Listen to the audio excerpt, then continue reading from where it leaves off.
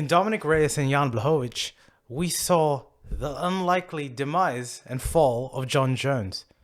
I joke, obviously, we know that John Jones has moved to heavyweight, and it was interesting going into a fight in a light heavyweight fight rather in the UFC, just to note that John Jones is not going to be there. So obviously, to have a new 205 champion was always going to be an interesting one. So a lot of high stakes in this sort of fight, and it showed. It really showed. Look, coming out in terms of the first round, we saw what's the right word?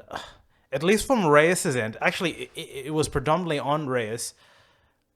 He was slower. He took a lot more time, a lot more calculation, and in my perspective, he was definitely less free. There wasn't that freedom of movement that we saw Reyes employ against John Jones that made him so effective, and that was really made him the betting favorite coming into this.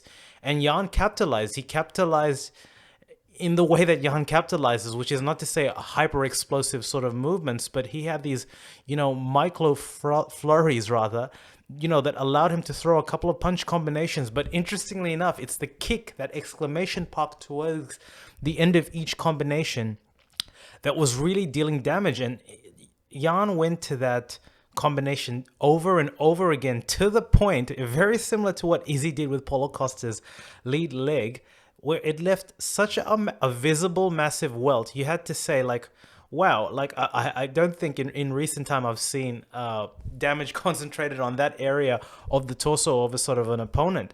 And specifically for Dom, it wasn't, there was a degree that he was giving Jan the respect, because there's obviously heat in Jan's hands, and he had seen the highlight reel coming in.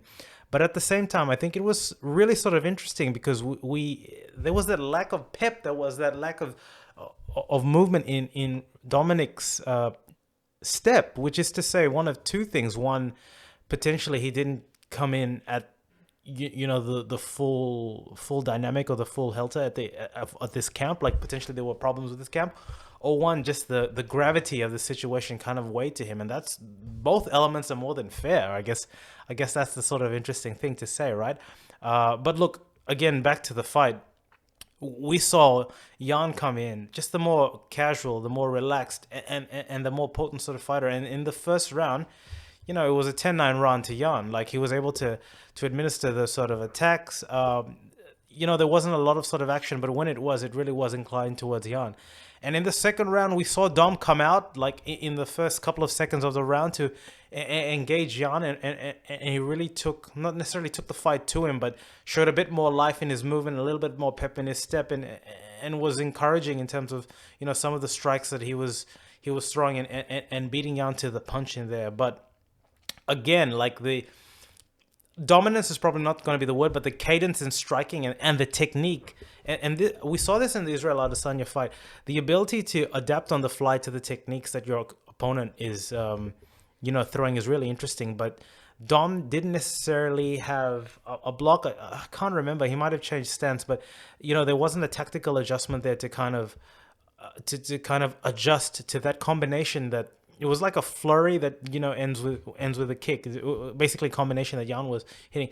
And I think the interesting thing about when we talk about strikes and in cadence is it establishes rhythm. So even if a strike is not necessarily damaging your opponent, which in this case it clearly was, because it seems like anything Jan throws over and over again is going to hurt you.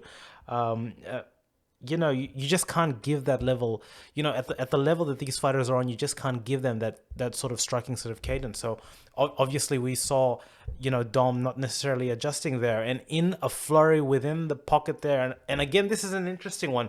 At 205, and especially at heavyweight, there's only so much punishment you can take as a stationary target, throwing up even with a tight guard. And we saw this, and in an exchange, in the fence, we saw, Jan throw a couple of punches to Dom, and he was able to block the majority of it. But in another exchange that didn't happen after long there, he was able to, breach the guard of Dom Reyes and just clip him. And it's those clips that often, disrupt your equilibrium and your center of balance. And after that breach, it was over, and Jan came in for the kill. And wow, wowza, Jan Blachowicz. Man, I always kill the pronunciation of that name. Forgive me if you're watching, Jan. Is the new light heavyweight champion of the UFC, and well deserved, Jan. Well deserved.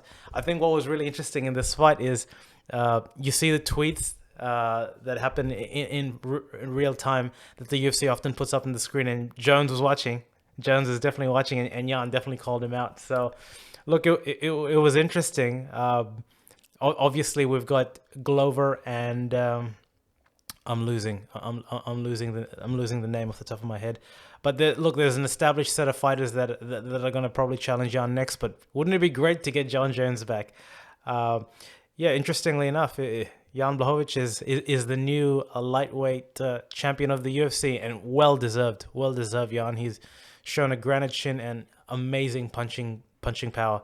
So guys, that was my synopsis of the fight. If you like what you heard, like what you saw, please give us a thumbs up, give us some commentary below, and don't forget to subscribe to the channel. Check out our vids, because we've got a lot of cool videos here as well on mixed martial arts and specifically the UFC. Chat soon, guys.